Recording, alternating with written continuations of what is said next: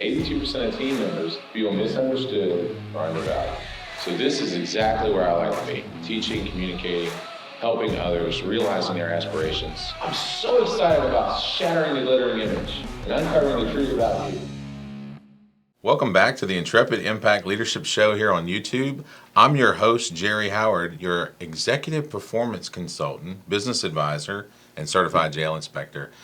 I'm excited to offer today the guidance, the input, and the expertise of what I would consider to be a local celebrity. He might disagree with that term, but we have today with us the Honorable Kevin Carroll from the Chesterfield County Board of Supervisors, the Matoa District. So this is the area that I live in and we broadcast out of. So it's my absolute pleasure to introduce Mr. Kevin Carroll. I'm going to get to a couple of things about your background before we begin. But I just want the audience to know that Mr. Kevin Carroll sought opportunities to serve the public since he became a volunteer fire department with the Tioga. Thanks for the correction. Fire department in Rhode Island at 15 years old. So if you can imagine being a firefighter at 15. He worked his way up through the ranks and was named captain at 23 years old. So I know what I was doing at 23. It was not captain of a fire department. It was learning to be a certified jail inspector, quite frankly. And in 1986, Mr. Carroll was selected to become a Chesterfield County police officer and took an oath to defend not only the Constitution of the United States, but protect the members of the community. Through his work as a police officer, he became personally involved with the residents and the issues throughout Chesterfield County. And after 32 years of exemplary service with a long list of honors and achievements, Mr. Carroll retired in October 2018. Retired is probably a misnomer, though, because as we were talking here, what I learned is that Mr. Carroll is actually busier now than probably has ever been. And I can't wait to dig in and find out what exciting things are going on for the community here in the greater Richmond area, specifically here for Chesterfield County. He loves also volunteering with the auxiliary police officer and teaching firearms to new recruits, as he has done for the past 20 years, and that's a huge thing. So, Mr. Carroll, love having you here on the show. If you wouldn't mind just kind of starting off with a little bit of your background and some of the details about your family, perhaps. Well, thank you for having me. And I don't know, you kind of covered a lot of my background already. Yeah. I'm married. My wife and I live together here in the Matoa District. She has two wonderful children. I was, previously married, but I didn't have any children from that relationship. I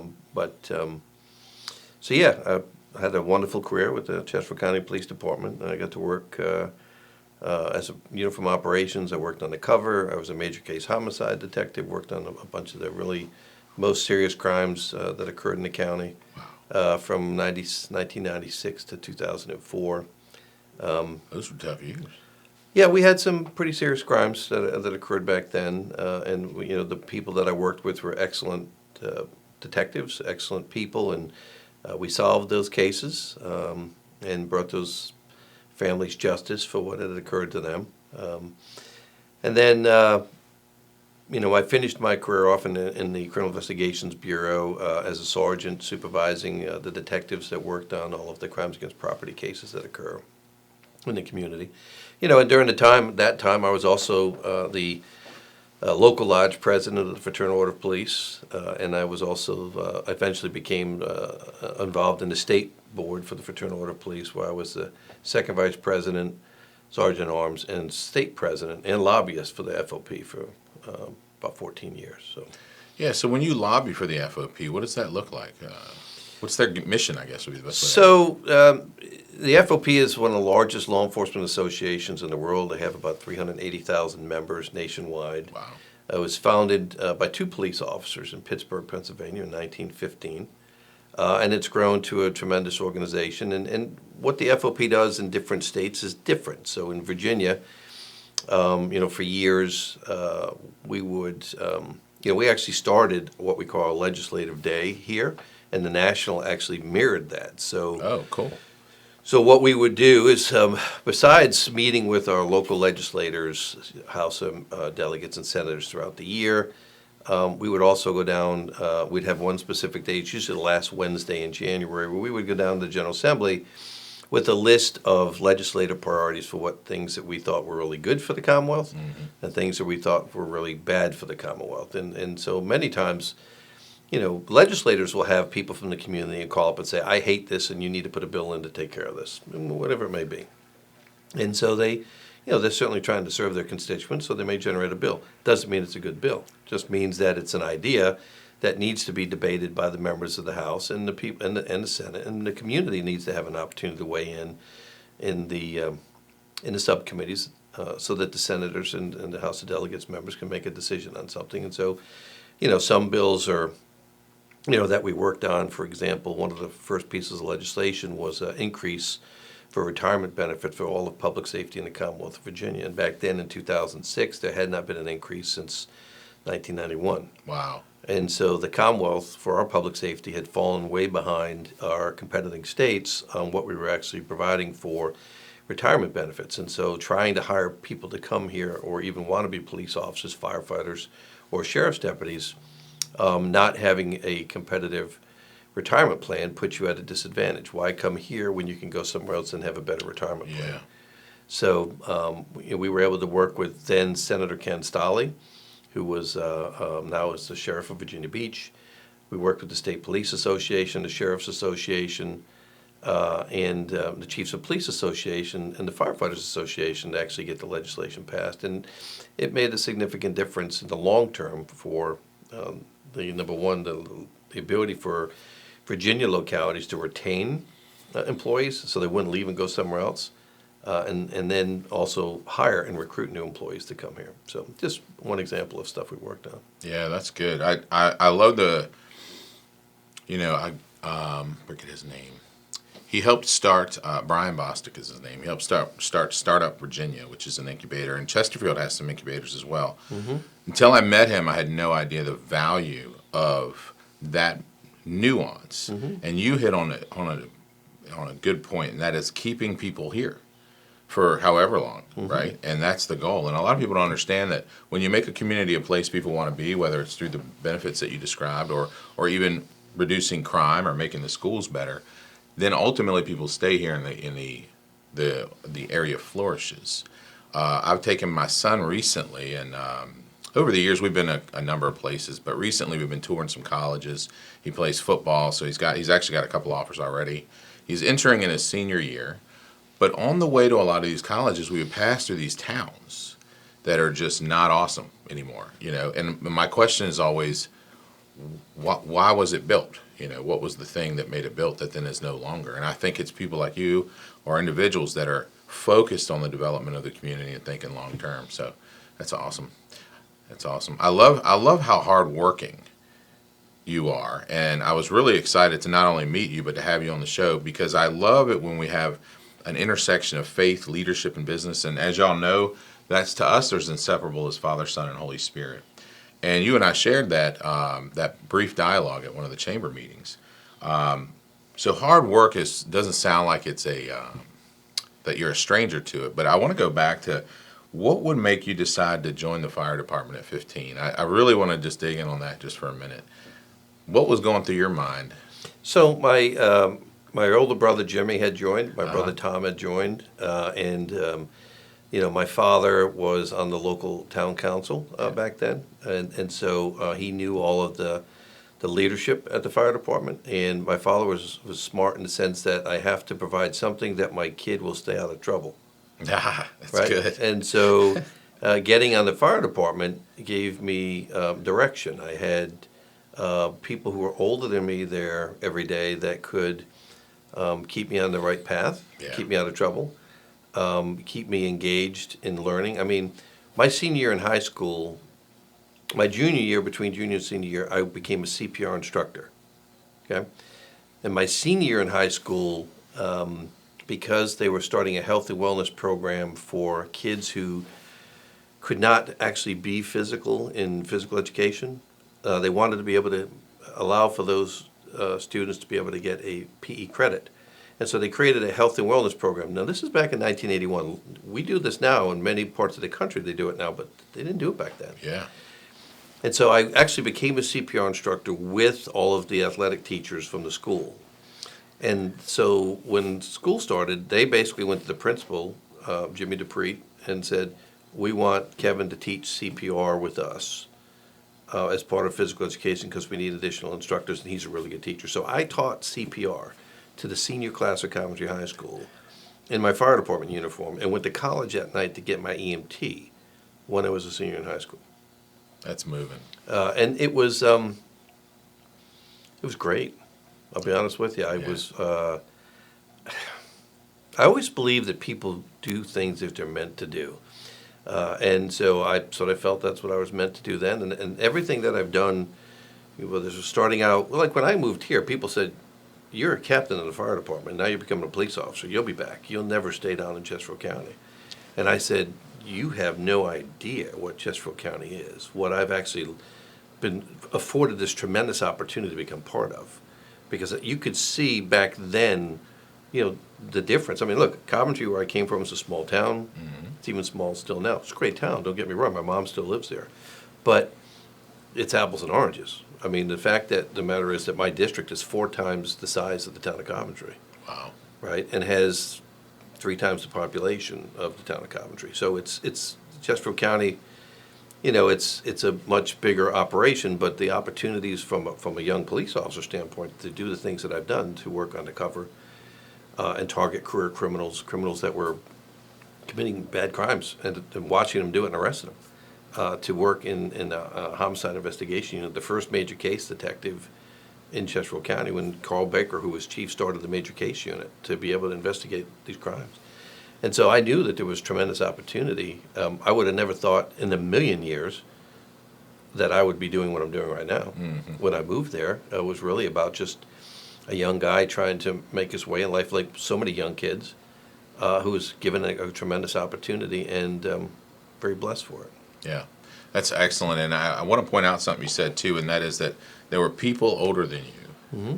that I would say just provided that accountability. And we both share the same faith, and I believe that's where the accountability starts. We were talking before we started about that very thing, that mm-hmm.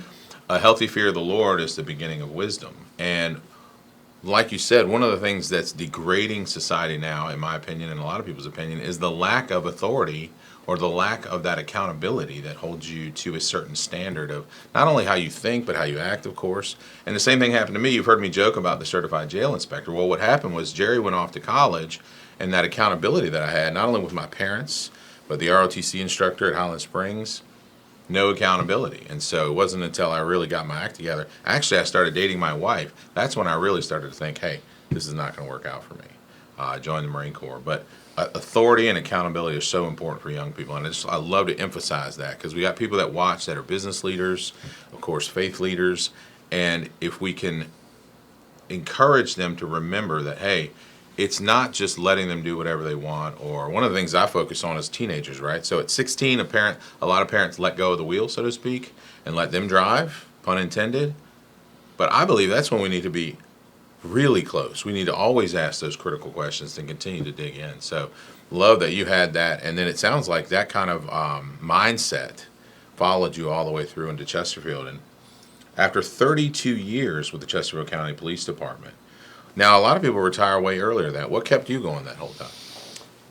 Because I was in the leadership for the Fraternal Order of Police, I felt it was important for me to be an active duty law enforcement officer, to be able to have communication instantly with what I call boots on the ground, the mm-hmm. people who are actually doing the work. And so if you're in leadership, there are levels of leadership between the top and the bottom.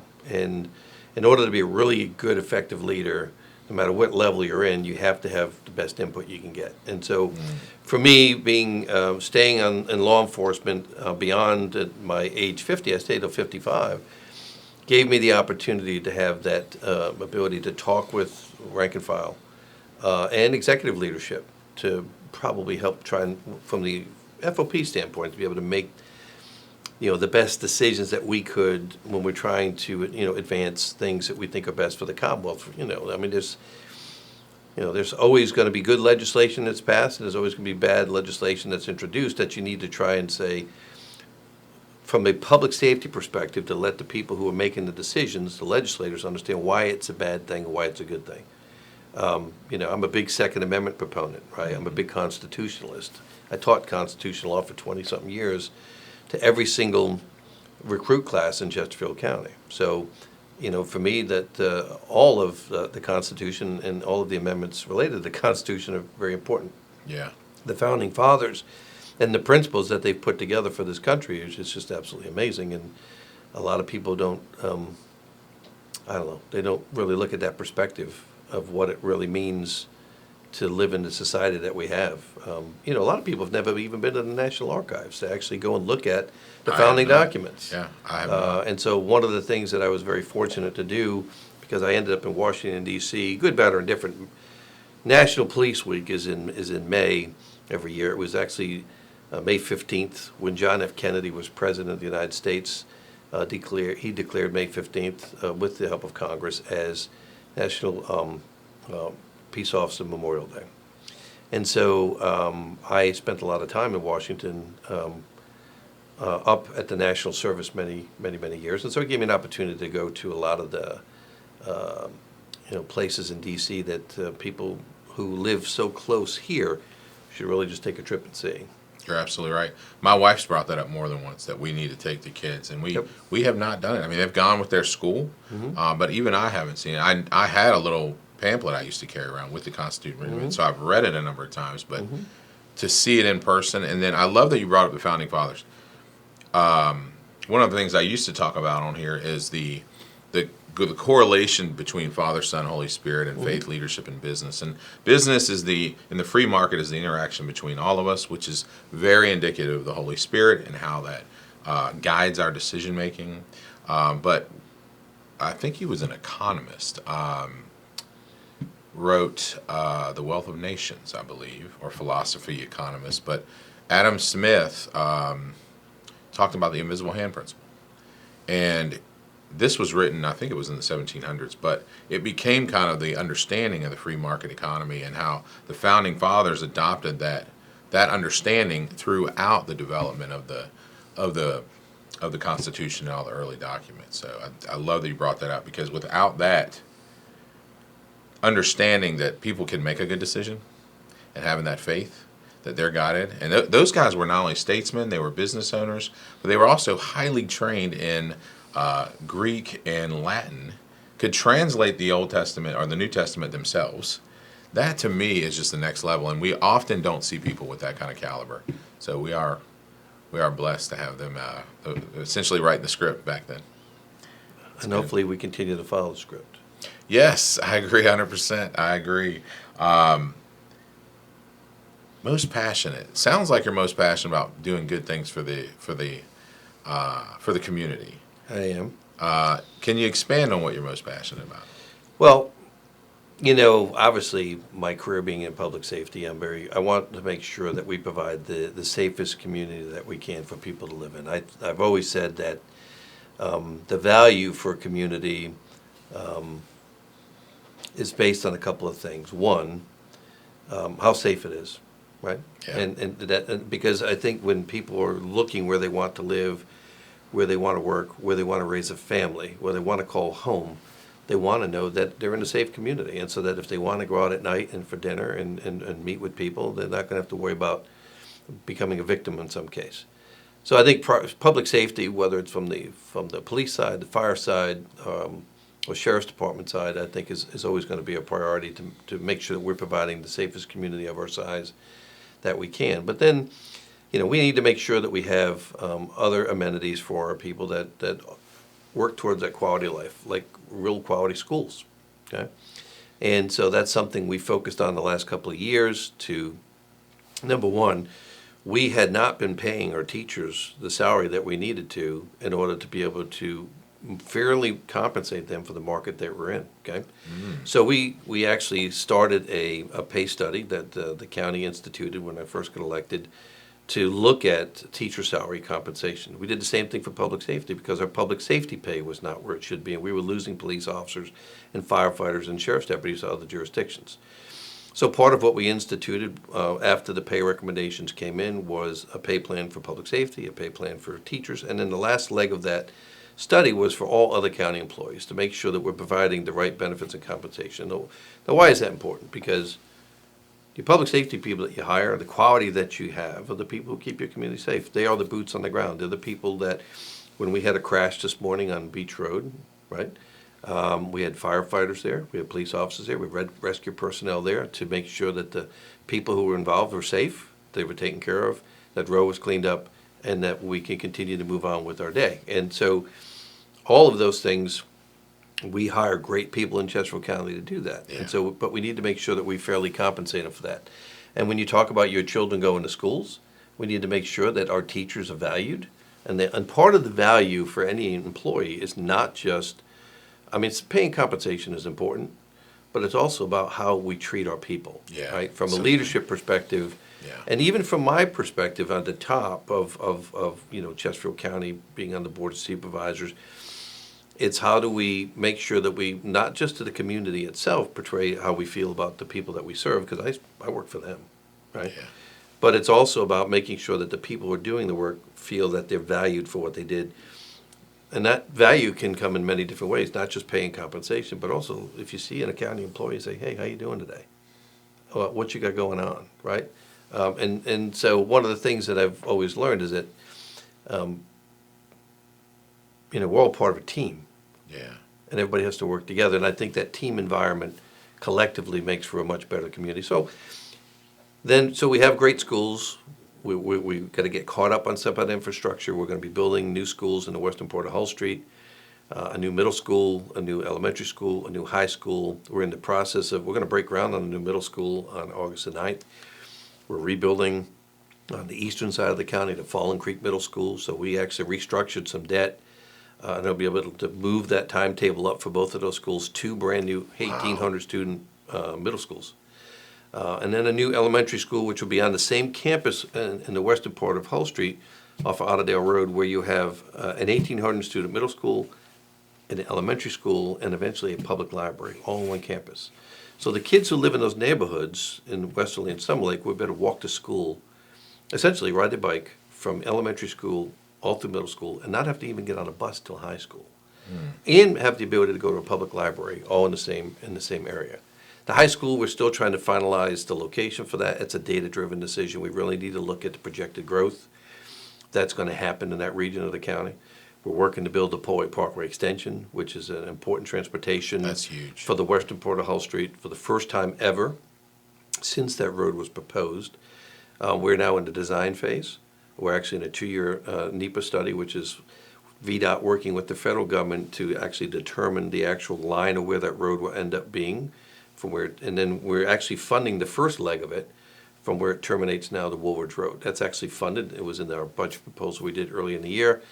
And then we already own all the right-of-way, everything we need, so we can move forward with that part. The other part's going to take a little longer, and then in the next couple of years, while that NEPA study is going on, we're going to try and make sure we get funding. I want federal funding, state funding. We want to do something similar to what we did on the 64 widening project and how we cobbled money together from the General Assembly, from the CTB, Commonwealth Transportation Board, the Central Virginia Transportation Authority that I'm part of, and federal dollars to be able to build the road.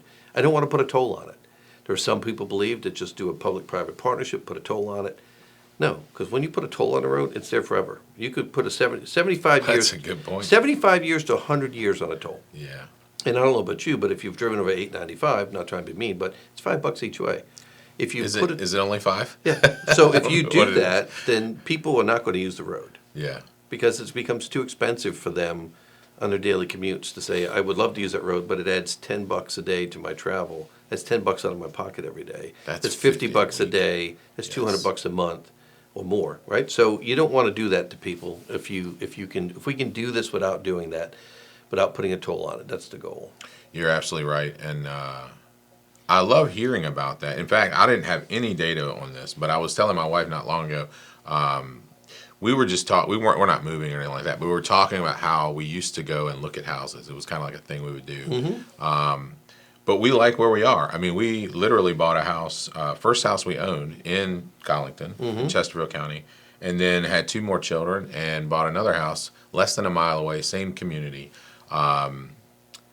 because of that very nuance. Like, I just don't see us going anywhere. And it's because of Collington's those a great efforts. neighborhood, and its Yeah. proximity to Hull Street, it's, you're close to transportation network to get in and out. And we're in the process of, in the next years coming, we actually have intersection improvements that are programmed out starting from Commonwealth Center Parkway going all the way west to Woodlake. And those intersection improvements are designed, they're more modern type intersections that move traffic and flow it more efficiently. We also have on the books a widening project which will widen Hull Street from Woodlake all the way out to Otterdale Road and put increased turn lanes in, again, to move traffic through that area quickly. That project should have been done years ago. We recently, in my capacity as chair of the CVTA, we released $750,000 for the design build, which will get that project to what we call 30% complete, which will help it to score better for state funding. We already have $20 million put aside through the CVTA for it, but I'd like to get some additional state funding through the Commonwealth Transportation Board using Smart Scale to fully fund that project. And yeah, I feel bad for the people in western part of Hull Street because we've had a lot of road construction going on. We've been improving Winter Park Road. That should be done soon. They're way behind schedule. That is an issue we have with that contractor. We've fixed Otterdale Road between Woolridge and Hull Street. That's something that should have been done years ago. The money that was actually generated from the special tax district that was created in the Magnolia Green, it's a CDA they put in place. That money was used to fix part of that road as well as cobbling together some other dollars. And then also widening Woolridge Road and all of the improvements that were done out there. But we had to negotiate a right of way to get that done. We were able to do it when I first got elected, and now the road's fixed. We fixed the flooding on Otterdale Road with the roads out there, Yeah. which to me was a major public safety issue. Now, the truth of the matter is, I knew when we did it, we were going to inconvenience people because of the fact that we were going to have to route people back around. We had to shut down one side, quite frankly, for a year to rebuild and replace the bridge on Horsepen Creek and then the bridge on Blackman Creek. Both of those are done. Now we're finishing Otterdale Branch Creek, but it's a huge inconvenience for the people out there. I get it. But when we're done, they will have better roads that should have been done years ago, and they'll have brand new schools in that region of the county, which 3 years ago, none of that was even on the radar. Yeah, it seems like, first of all, I love how you're getting things done. That is, as a resident and anywhere you live, when you see these things that it's obviously a problem, and when you hear about how fast, like when I see them fixing that, just knowing that, because Summer Lake is a very nice community over Beautiful here. neighborhood, both of them. But like you said, you have to go through that swamp that flooded, frequently flooded, in order to get to it, unless you go the other way. Well, people were trapped. So on August the 17th of 2020, we had a major rainstorm that hit Chesterfield County. It dumped about 10 inches of rain on Chesterfield. We had 45 different roads that were flooded. But in that particular scenario, and it wasn't the first time it's happened, when it flooded on both ends, we couldn't get public safety in there. So if someone was in Summer Lake or Westerly and had a heart attack, or if their child had a medical emergency, Yeah. grandma had a medical emergency, we couldn't get to you, which means there was a risk of someone dying because we couldn't get the help to them. And so I said, look, I went to the other board members and said, this is a public safety issue. And to me, we need to fix it. And with the grace of God and the grace of my other board members, we restructured some debt. We were able to take it and do it rather quickly. Again, there are other road projects that won't even come out of the ground anytime soon. We did this in less than 3 years. And so because of the way we structured the money that we paid for it and the way we did the contract, we were able to get it moving quicker. Look, as a police officer, when you dial 911 or the fire department, you dial 911, we respond. We're going to try and solve your problem right away. I'm used to trying to solve problems right away. Yeah, love it. But the wheels of government don't necessarily move as quick because the problems are bigger. And quite frankly, to fix a road or a bridge, it's not like I'm coming and I found out who stole your car. Right. It's a little bit different than spending $28 million to fix roads over a period of time. Yeah, that's good. It's tough, and that sounds like what I would consider to be one of the biggest challenges is getting things done as quick as we would like them to be done. And how do you rally support like that?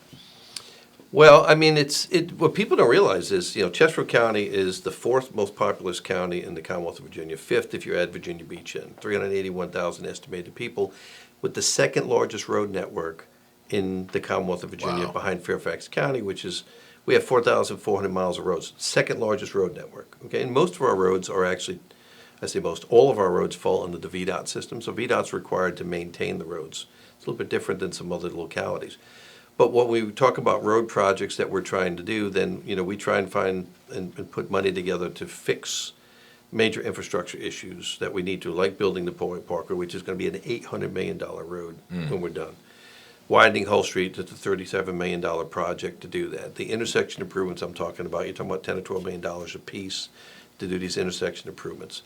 We just widened Route 10 at 288. We're doing a super street at Route 10 in 95. And my point about this is that there are other districts other than Matoka in Chesterfield County, and there are other issues that need to be addressed. For example, the rebuild of Falling Creek Middle School. Okay, that's a big project in the Dale district that needed to be done. So to get 3 Board of Supervisors members, in this case it was 5, to say we realize that we have all this other stuff going on, but we also realize we have these issues in Matoka, we got to take care of them. It's amazing to get the other support from the other board members to say we understand what's going on in your district and we want to try and help. And so, working together collaboratively with the other board members to have real conversations about where the priorities need to be, not just for Matoka, but for the entire county, and setting those priorities from a budgetary standpoint to make sure we can address them. And so that's how you get things done. Yeah, that's good. It comes down to faith, leadership, and business. And when you think about how faith plays a part, that structure that we talked about earlier, if you are under authority, if you are under some accountability piece, in this case, the Bible for us, then you have this innate desire, or at least this accountability piece that drives you to do good for others. We've heard about the golden rule, do unto others as you would have them do to you. We like to elevate that to what we call the platinum rule, and that is do unto others as they would have done to them, thinking more about what does it look like for them, and I can only imagine how much of that nuance goes on in the teamwork that you have to, particularly being the chair. You're the chair of a number of organizations, so that's probably one of the hardest things. When I was a patrol sergeant, we had David Letterman was big on TV, and he had a top 10 list, right? And we had a top 10 list. We did, and the top 10 list was designed to teach young officers, look, these are 10 things that you can make a mistake on that you shouldn't make a mistake on. And if you follow the top 10 list, you're probably going to be okay, right? But one of them, which made me think of this when you just said that, is treat people the way you would want your mother treated if you love your mother, right? That's kind of like a golden rule, right? About what you just said. And so it's really about when you hold yourself accountable every day, it's also how you're going to treat others. None of us are perfect. We can always sometimes have moments of weakness. We can lose our best control, which we should maintain. So none of us are perfect, but luckily we have a Lord that forgives us. Yes, thank you for that, and thank you, Lord, for the forgiveness, particularly when you're a certified jail inspector, because it was the Lord that really changed my heart to, hey, this life isn't about me or any of this nonsense. It's more about doing others and in service of others. And that's so huge. And I'd love to know more about how faith plays a role in what you do every day. Well, one of the things I tell people is that as a law enforcement officer, we have officers that are killed in the line of duty every day across the United States. It's a dangerous job. And every day a law enforcement officer wakes up and they put on their uniform, they put on their gun, and all the other stuff, which adds about 25 pounds to you when you get in full uniform. And they go out in the community in order to serve and protect, right? And when you go out and you get in that car and you go out in the community, you don't know if you're coming home at night. Okay? And during my career, I lost 3 police officers here in Chesterfield County. One was a real good friend of mine, Craig Rath. He was killed on May 27th, 1999 in a motor vehicle crash. And that really hit home with me to from a faith perspective to say that, what happens in my life is really, God's in control. Yeah. And that you have to have faith to go out and do what firefighters do, police officers do, to understand that, I just don't think it's my time right now. But if it is, if God calls me home, he calls me home. Yeah.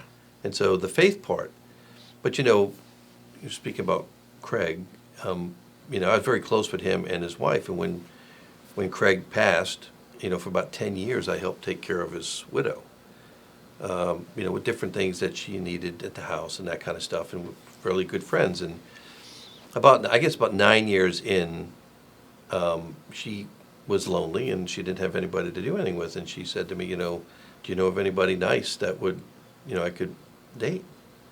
And I said, well, let me think about it.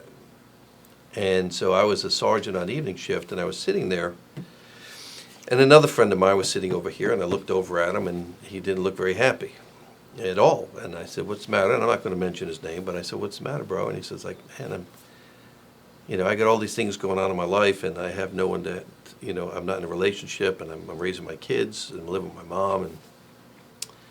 And I said, well, let me see what I can do for you.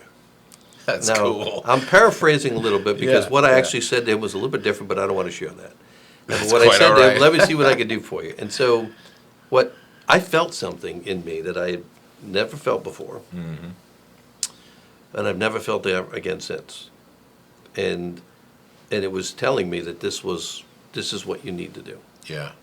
So I called her the next day and I said, look, I know you were asking about someone. I got somebody. This is who it is. And she said, well, isn't he married? I said, no, he's divorced. Great guy.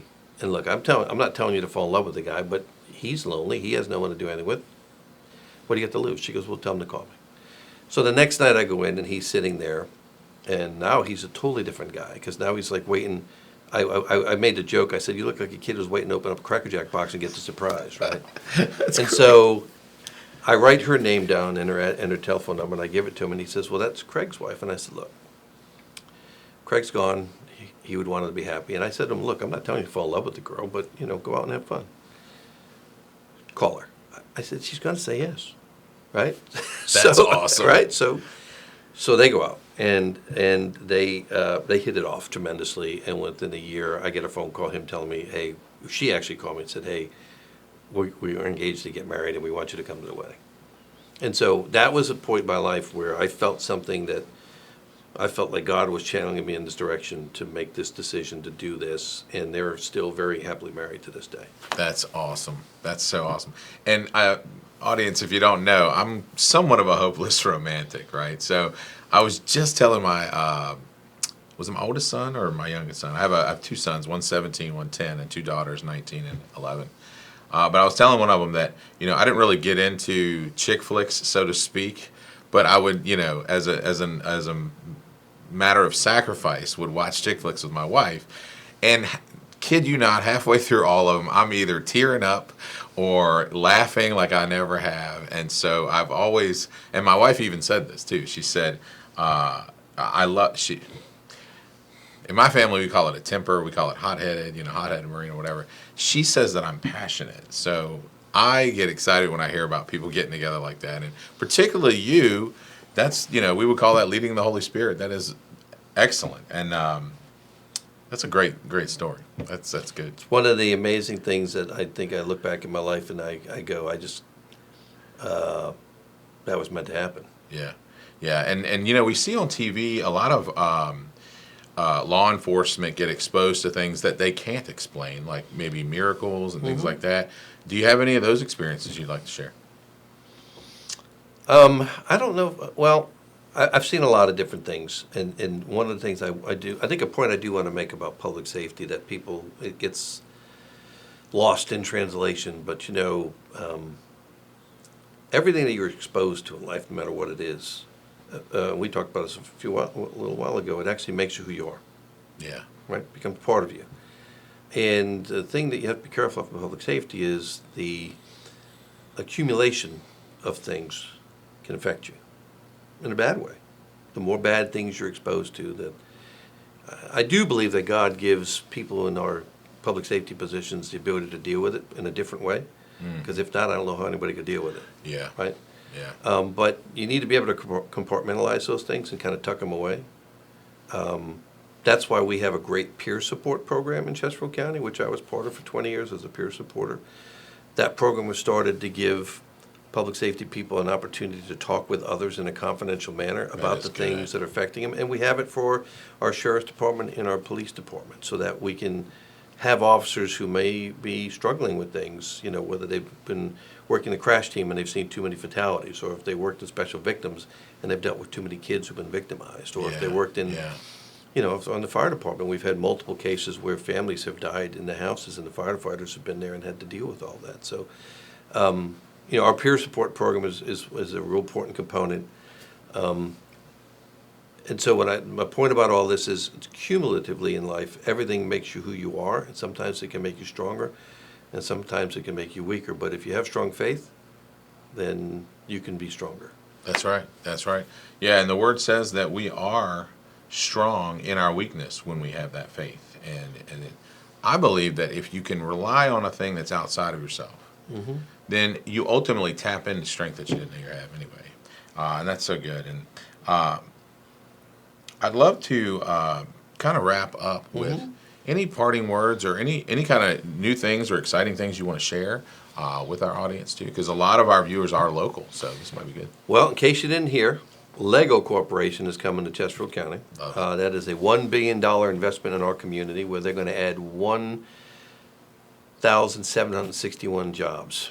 Now, why is that important? Because we graduate about 5,000 children from our students every year. And a lot of those kids go off to college, but a lot of kids stay here. And we need to make sure that we have opportunities for them to have a job here, right?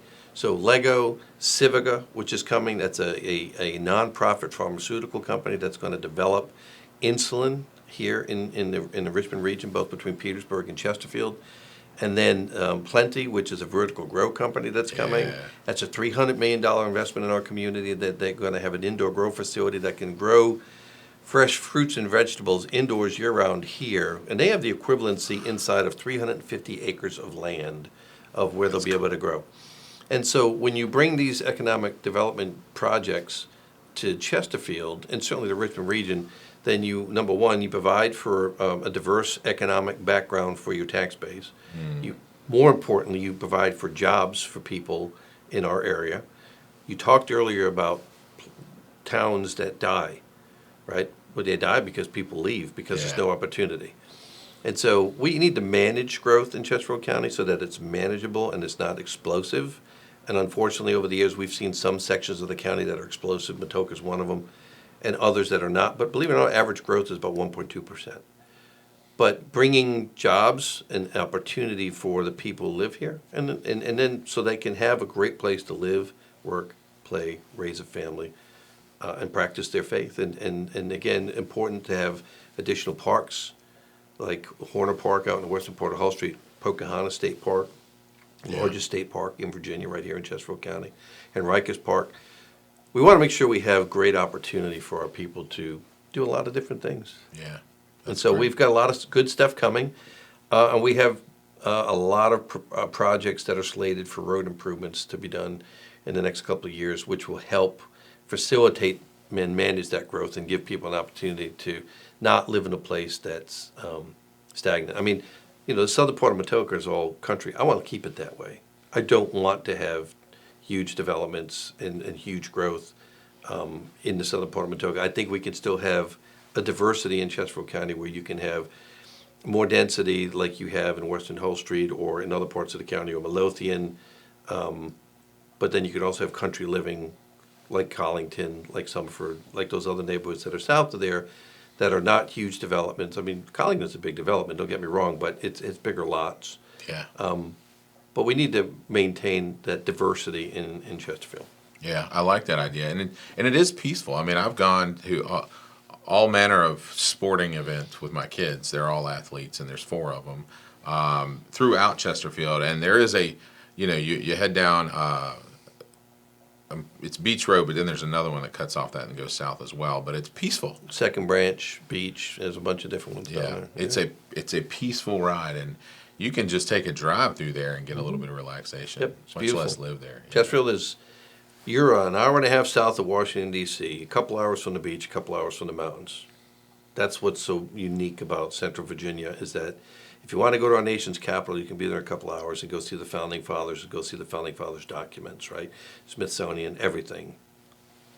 Go to Washington, D.C. and see the capital of our country, right? Or you can go to the Blue Ridge Mountains, where you can go walk on the Appalachian Trail and enjoy yourself out in the country, especially during the summer when it's hot. Go up there Or you can go to Virginia Beach on the Eastern Shore. I mean, or south of here. I mean, you really get everything right here at your fingertips. You just got to know, you just got to kind of pick out what you want to do every day and go do it.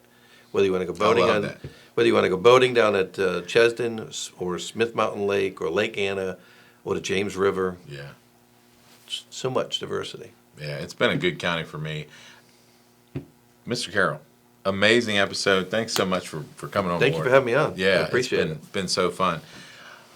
Folks, this has been another episode of the Intrepid Impact Leadership Show here on YouTube. Thanks so much for tuning in. And be sure to check out Chesterfield County. No matter where you are in the world, check out what's going on in Chesterfield County, because I can vouch for it, Mr. Carroll can vouch for it, our whole team.